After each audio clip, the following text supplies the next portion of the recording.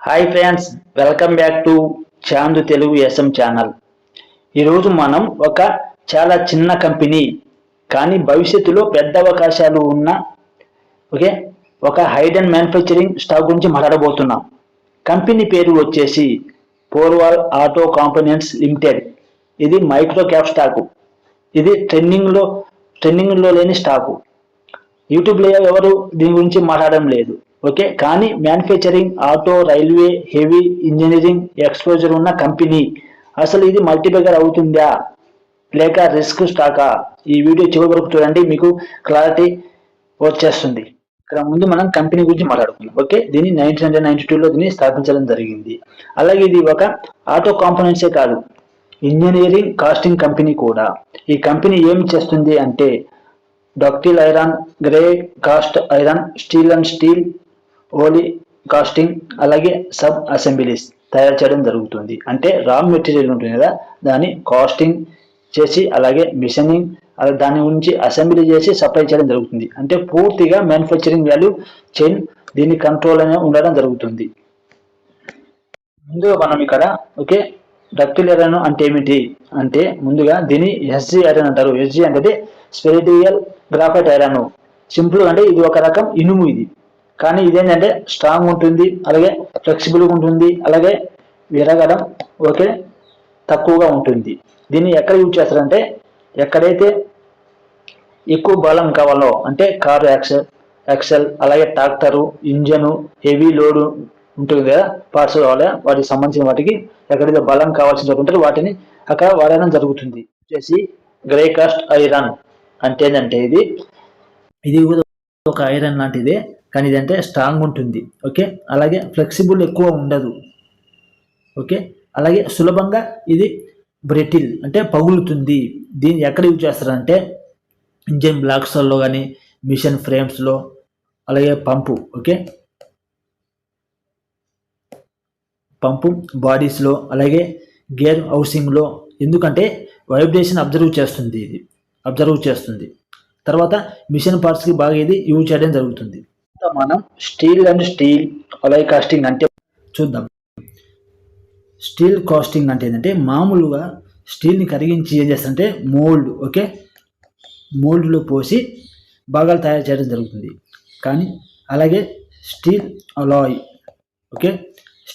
అంటే ఏంటంటే స్టీల్లోకి nickel, chromium, అలాగే మాలిబ్డేనియం లాంటివి కలిపితే ఏమొస్తుందంటే అలాయ్ స్టీల్ రావడం జరుగుతుంది.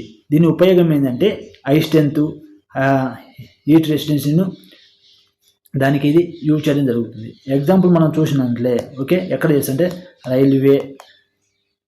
రైల్వేస్ ఉంటాయి కదా, అలాగే heavy engineering, high pressure diesel, industrial machinery పార్ట్స్లలో దీన్ని యూజ్ చేయడం జరుగుతుంది. తర్వాత సబ్ అసెంబ్లీ అంటే మనం ఇక్కడ తెలుసుకుందాం. ఓకే, ఇది చాలా సింపుల్. ఒక పెద్ద మిషన్లో ఉండే ఒక చిన్న సిస్టమ్. అంటే ఎగ్జాంపుల్ మనం చూసినట్లయితే ఇప్పుడు కార్ ఇంజిన్ ఉంది. ఓకే, కార్ ఇంజిన్లో ఒక పెద్ద సిస్టమ్ అనుకుంటే దాంట్లో ఏంటంటే ఆయిల్ పంపు యూనిట్, అలాగే గేర్ యూనిట్, ఓకే అలాగే యాక్షన్ యూనిట్, బ్రేక్ యూనిట్, ఇవన్నీ అంటే సబ్ అసెంబ్లీ కింద వస్తాయి అన్నమాట. ఓకే, కంపెనీ పార్ట్స్ మాత్రమే కాదు, రెడీమేడ్ యూనిట్ కూడా తయారు చేసి ఇవ్వడం జరుగుతుంది. కంపెనీ వ్యాపారం ఎక్కడి నుంచి వస్తుంది అని మనం చూసినట్లయితే automobile sector, railway sector, okay heavy casting engineering, pumps నుంచి, అలాగే అగ్రికల్చర్ అంటే ట్రాక్టరు ఎక్విప్మెంట్ గురించి, అలాగే రైల్వే అప్లికేషన్. ఇవే కాకుండా అంటే ఒక సెక్టర్ మీదే కాదు, డైవర్సిఫైడ్ ఓకే డిమాండ్ స్ట్రక్చర్ ఉన్న కంపెనీ. అలా లేటెస్ట్గా మనం చూసినట్టే ప్రాజెక్ట్ లాస్ట్ ఫామ్ ప్రాసెస్ అనే అడ్వాన్స్డ్ టెక్నాలజీ కూడా డెవలప్ చేసింది. దీని అర్థం ఏంటంటే ఓకే బెటర్ క్వాలిటీ కలిగి ఉండడం, అలాగే లెస్ వేస్టేజ్ తక్కువగా చేయడం, అలాగే హయ్యర్ ప్రెజేషన్ కలిగి ఉండడం, బెటర్ మార్జిన్ అంటే ఫ్యూచర్ పొటెన్షియల్ కలిగి ఉండడానికి కూడా ఇది మంచి ప్రాజెక్టు అనేది ఇక్కడ చేయడం జరిగింది. ఈ కంపెనీ క్లయింట్ ఎవరు తెలుసా మీకు? చూడండి, commercial vehicle, MAN trucks, rail coach factory, Tata, IRCTC, JCB, RSB, BEL, TAFE, హెచ్ఆర్, జస్, స్వరాజ్, టెక్నోక్రాఫ్ట్స్. ఇది చాలా స్ట్రాంగ్ సిగ్నల్. ఎందుకంటున్నాము, కంపెనీ చాలా స్మాల్, ఓకే, కానీ క్లయింట్ మాత్రం బిగ్ బ్రాండ్స్ కలిగి ఉండడం మనం ఇక్కడ చూడవచ్చు. కంపెనీ రెవెన్యూ చూసినట్లయితే 96% ఓకే ఆటోమొబైల్ కాంపోనెంట్స్ మీద రావడం జరుగుతుంది.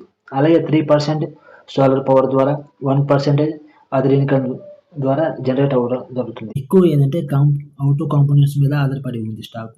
ఓకే, ప్లస్ పాజిటివ్ పాయింట్ ఏంటంటే కోర్ బిజినెస్, ఓకే, బిజినెస్ కలిగి ఉండడం. రిస్క్, ఓకే, రిస్క్ ఏంటిదంటే auto sector, okay, auto sector పై మీద ఎక్కువగా డిపెండ్ ఉండడం. అందుకే ఆటో సెక్టర్ ఎంత రెవెన్యూ జనరేట్ జరుగుతాయో, అంత ప్రాఫిట్ జరుగుతాయో, దాని తగ్గట్టుగానే ఈ కంపెనీ కూడా ఆర్డర్ రావడం జరుగుతుంది. ఇక్కడ మనం కంపెనీ ఫండమెంటల్ చూద్దాం. ఓకే, మార్కెట్ క్యాపిటల్ వచ్చేసి చూడండి 86 CR మాత్రం ఓన్లీ. అదే కరెంట్ ప్రైస్ వచ్చి 57, 52 వీక్ హై, ఓకే, 70.09. అలాగే లో చూసుకుంటే 37. స్టాక్ పి వచ్చేసి 6.08, అంటే 6 ఉండడం జరిగింది. కానీ అదే మనము ఇండస్ట్రీ పి చూసుకుంటే ఇండస్ట్రీ పి అంటే చాలా తక్కువ. ఓకే, ఇండస్ట్రీ పి వచ్చి 28, స్టాక్ పి వచ్చి 6. అంటే మీరు షార్ట్ టర్మ్ ప్రాఫిట్ బుక్ చేయవచ్చు ఈ కంపెనీలో. డివిడెండ్ లేదు. అలాగే పే అంటే ముందు ఫ్యూచర్లో ఈ స్టాక్ స్ప్లిట్ అయ్యే అవకాశాలు మనం ఇక్కడ కనిపిస్తున్నాయి. ఓకే, రిజర్వ్ వచ్చేసి 60 CR వరకు ఉన్నాం. అంటే చూడండి 75% రిజర్వ్ కలిగి ఉంది మార్కెట్ క్యాపిటల్లో నుంచి. ఇంకా దీనికి పెగ్ రేషియో 1 కంటే తక్కువ చూస్తున్నాం ఇక్కడ. ఓకే, ఇక్కడ మనం సేల్స్ చూసినట్లయితే 24లో మనం డిసెంబర్ 24 33 షేర్ వరకు సేల్స్ అయింది. కానీ లేటెస్ట్ ఇక్కడ ఇంక్రీజ్ అవ్వడం జరిగింది, 37. అలాగే మనం నెట్ ప్రాఫిట్ చూసుకుంటే -1 నుంచి 8 CR వరకు ఇలా ప్రాఫిట్ రావడం జరిగింది. ఈ 83 ఎట్లా వచ్చిందో చూడండి. సేల్స్ ఇంత లేకుండా కానీ ఆపరేటింగ్ ప్రాఫిట్ మార్జిన్ ఉంది కదా, 1 నుంచి డైరెక్ట్ 5 దాకా ఇది ఇంక్రీజ్ అవ్వడం జరిగింది.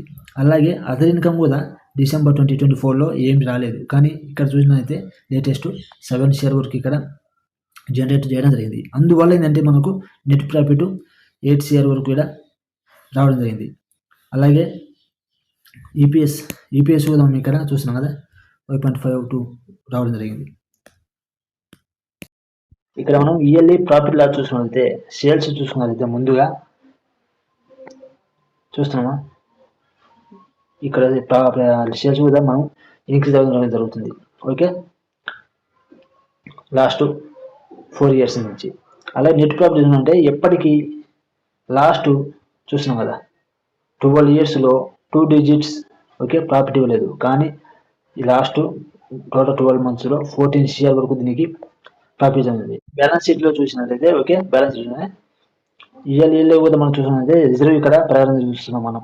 ఓకే, బోరింగ్ ఇక్కడ డిక్రీజ్ అవ్వడం జరుగుతుంది. అలాగే మనం ఫిక్స్డ్ అసెట్స్ చూసుకున్నట్లయితే ఇక్కడ 34 CR వరకు సెప్టెంబర్ 2025లో చూసుకున్నట్లయితే. అలాగే ఇది ఇన్వెస్ట్మెంట్ కూడా చేయడం, షేర్ వరకు ఇది ఇన్వెస్ట్మెంట్ చేయడం చూసాము ఇక్కడ కనిపిస్తుంది. ఓకే, అదర్ అసెట్ వచ్చేసి 50. అసలు గేమ్ ఇక్కడ ఉంది. ఓకే, అసలు గేమ్ ఇక్కడ చూడండి, ప్రమోటర్ చూడండి ఇక్కడ. ఓకే, డిసెంబర్ 2024 చూసుకుంటే 37.22, అక్కడ నుంచి ఇంకా చూడంగా ప్లస్ పెంచుకుంటూ పోతూ డిసెంబర్ 2025లో 13.91 చూసారా. కంపెనీకి విశ్వాసం ఉన్నప్పుడు ప్రమోటర్ ఏం చేస్తారంటే వాళ్ళు బై చేయడం జరుగుతుంది. ఓకే, ఇక్కడ చూడండి ఎవ్రీ క్వార్టర్ చూడండి ఎంతో కొంత చిన్నగా వీళ్ళు వాళ్ళ కోటను పెంచుకుంటూ పోతున్నారు. పబ్లిక్ ఇక్కడ చూడండి 60 to 79 ఇలా చాలా తక్కువ అవుతున్నారు. ఓకే, డిక్రీజ్ అవుతున్నారు చాలామంది.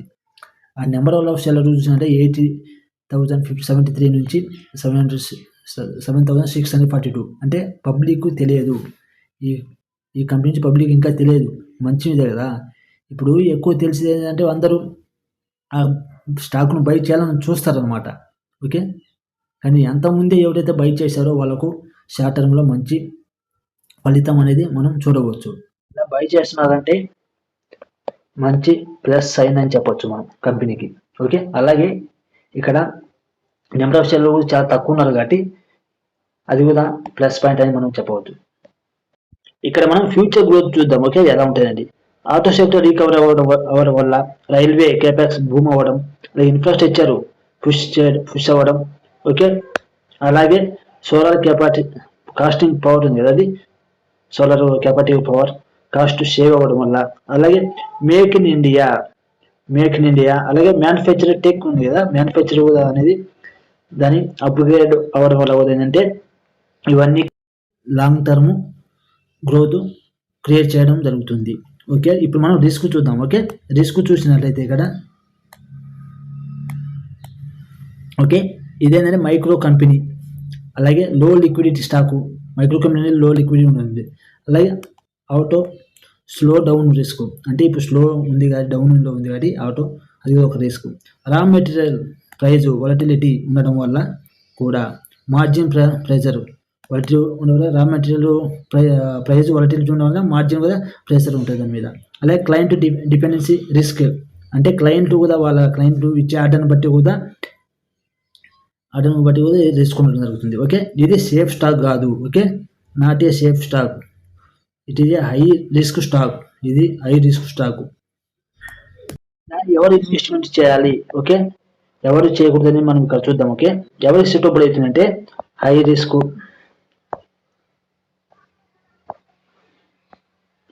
రిస్క్ తీసుకుంటారు కదా స్టాక్లో, వాళ్ళకి ఇది సూటబుల్ అవుతుంది. అదే long term, okay, long term అనేది విజిబుల్ అని ఉండాలి. అలాగే మైక్రో క్యాప్ పోర్ట్ఫోలియో బిల్డ్ చేస్తుంటారు కదా వాళ్ళు కూడా.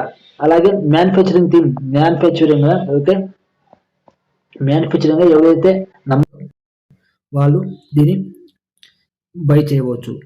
ఇంకా మనం ఇక్కడ చూసినట్లయితే నాట్స్ ఓకే సూటబుల్ అంటే ఎవరికి ఇది సెట్ కాదంటే ఇన్వెస్టర్స్, ఎవరు కన్సర్వేటివ్ ఇన్వెస్టర్స్, అలాగే ఫిక్స్డ్ ఇన్కమ్ రావాలి అనే వాళ్ళు కూడా ఇది చూడమాకండి. లో వాలటిలిటీ వద్దు అనుకునే వాళ్ళు కూడా అవాయిడ్ చేయండి. షార్ట్ టర్మ్ ట్రేడర్ ఉంటారు కదా, వాళ్ళు కూడా అవాయిడ్ చేయవచ్చు. ఇన్వెస్ట్మెంట్ ఓకే ఫిలాసఫీ మనది ఫార్వర్డ్. ఓకే, చూస్తున్నాం కదా, ఫార్వర్డ్ ఆటో కంపోనెంట్ అనేది రిస్క్ కంపెనీ. ఓకే, అలాగే మ్యానుఫ్యాక్చర్ స్టోరీ కలిగిన కంపెనీ, అలాగే లాంగ్ టర్మ్ పొటెన్షియల్ కలిగిన కంపెనీ. ఇది లాటరీ. ఓకే, లాటరీ స్టాక్ కాదు, అలాగే సేఫ్ స్టాక్ కాదు, high risk. Okay, high risk and high reward కలిగి ఉన్న స్టాక్. ఓకే, స్మార్ట్ ఇన్వెస్టర్ దీన్ని స్మాల్ అలోకేషన్స్ ప్లస్ లాంగ్ టర్మ్ విజన్తో చూడాలా. ఇప్పుడు చెప్పాలంటే ఓకే, సింపుల్గా చెప్పాలంటే ఇది ఫార్వర్డ్ ఆటో కంపెనీస్ అనేది హైడెన్ మ్యానుఫ్యాక్చర్ కంపెనీ, అలాగే స్ట్రాంగ్ క్లయింట్ కలిగిన కంపెనీ, అలాగే డైవర్సిఫైడ్ కలిగి ఉన్న కంపెనీ, అడ్వాంటేజ్ టెక్నాలజీ కలిగి ఉన్న కంపెనీ, అలాగే PSU okay railway auto exposure కలిగిన కంపెనీ. అందుకే high risk high potential micro cap కలిగి ఉంది ఇది. ఈ వీడియో మీకు నచ్చినట్లయితే లైక్ చేయండి, షేర్ చేయండి.